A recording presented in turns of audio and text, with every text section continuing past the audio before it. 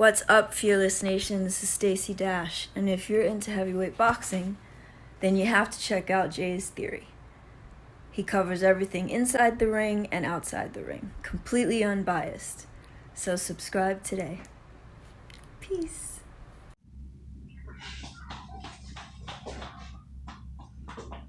What's up, Fearless Nation? Just finished watching the Jake Paul Tyron Woodley final press conference, and it got heated. And I was going to originally mainly talk about the undercards. I hadn't covered that yet. Still will, matter of fact. But first, make sure you subscribe, like, comment, share, all that stuff. And the undercards, we haven't talked about that. Tommy Fury and Daniel Dubois make their American debuts. Tommy Fury's fighting a guy, I believe he's a former MMA fighter named Anthony Taylor. Got a lot of mouth. He kind of looks like how am I gonna forget? From Creed. What's his name? Andre Ward. How could I forget? Kind of looks like Andre Ward, but anyway, he's like a mouthy version. But he's got a lot of mouth. He was constantly taunting Tommy Fury when Tommy's in the ring, doing his warm-ups. He's talking about him, telling him how to throw his punches and all that, trying to heckle him, saying things about his girlfriend, Guys from a certain generation don't seem to have a filter. They don't know when they've gone too far. That's what gets a lot of people hurt. But I'm sure he'll find that out fight night, because I know Tommy Fury's going to whoop this dude.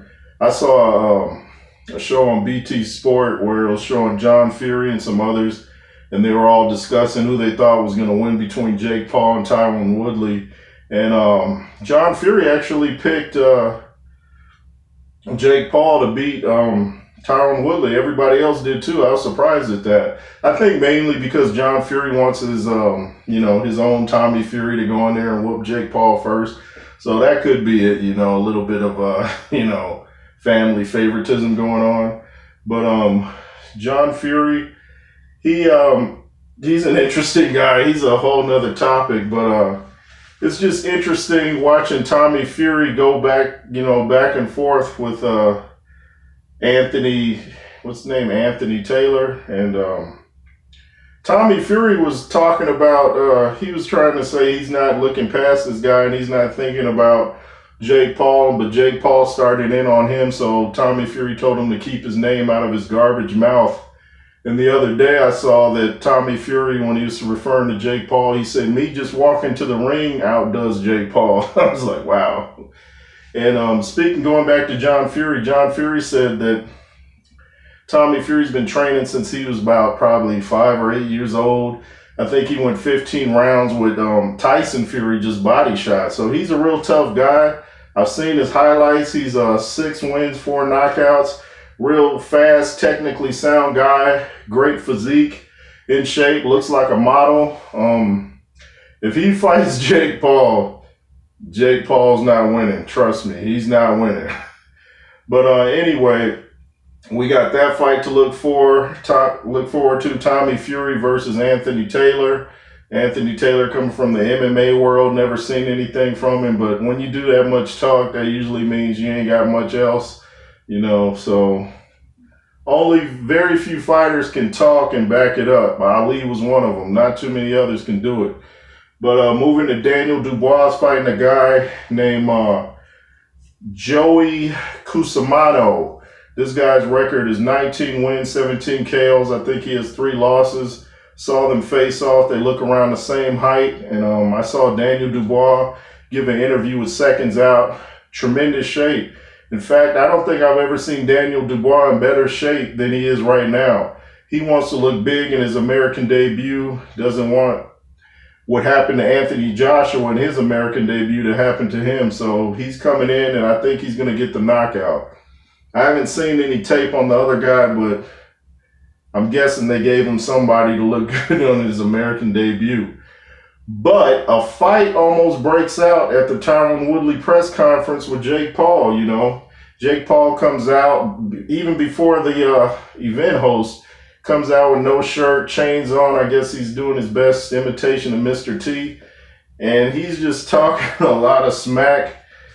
And Tyron Woodley just sounds like he's fed up with it.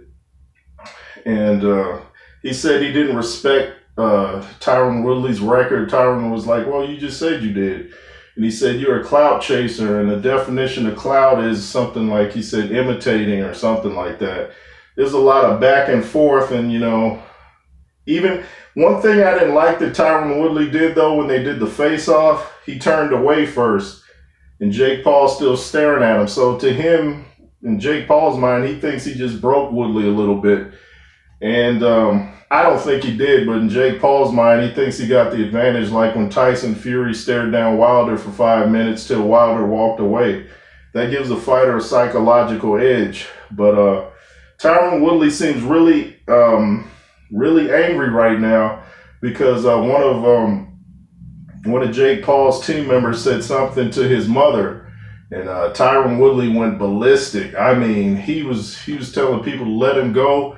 He was making threats, and you should leave people's moms out of it. But when I heard it's a guy named D Cut from Jake Paul's camp, he said all I said was Tyron Woodley's mom said, Tyron Woodley's mom's in the building or something, and he said, well, this ain't third grade. And I guess she got offended.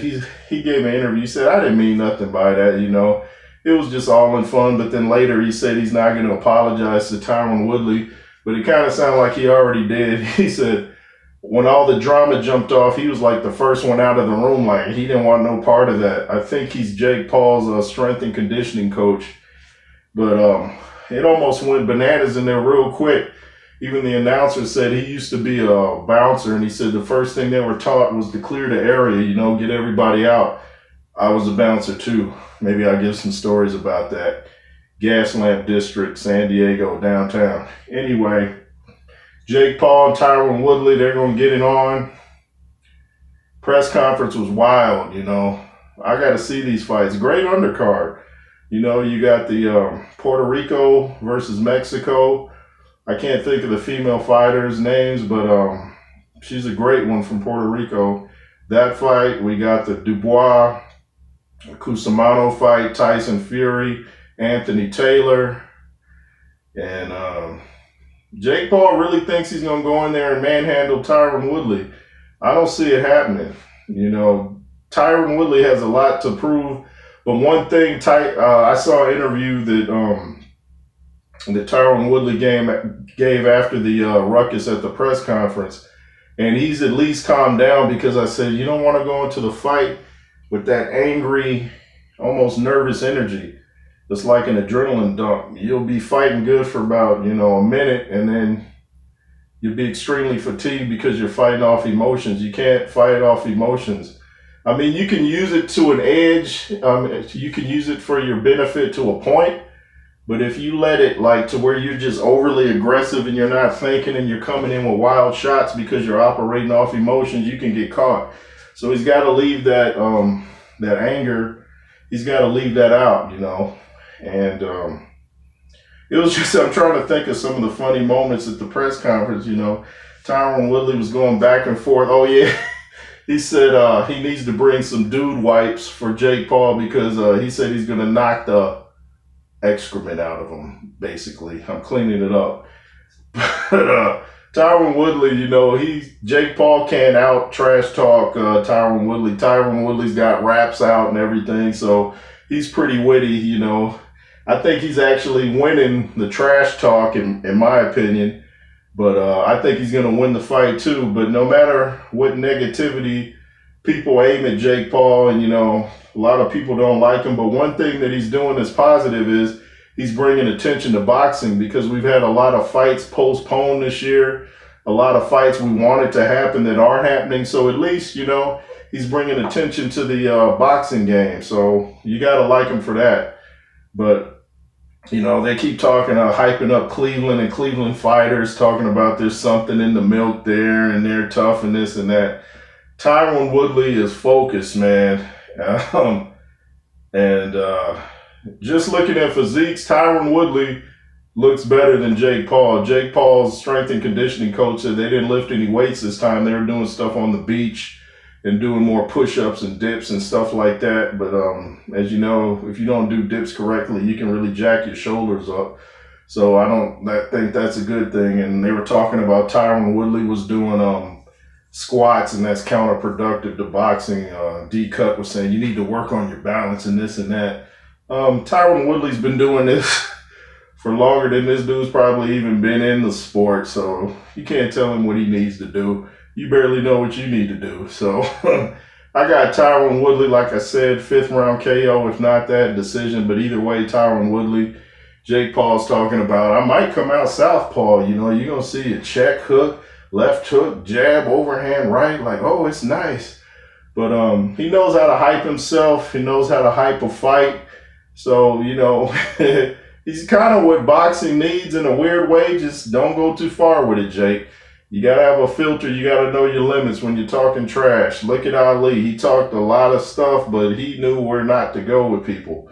You know, you get yourself really hurt dealing with certain people. They don't play that. Some people from the streets, and they'll be like, well, even if I lose the fight, I'll catch you outside. You're going to get yours either way. So, you know, just chill out with all that, Jake Paul.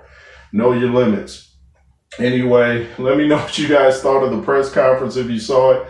The final press conference, and we'll see what happens. This has been Jay Roos from the Jay Roos Theory. Like I said, thanks for watching, and keep your hands up and be fearless. Yay, yay.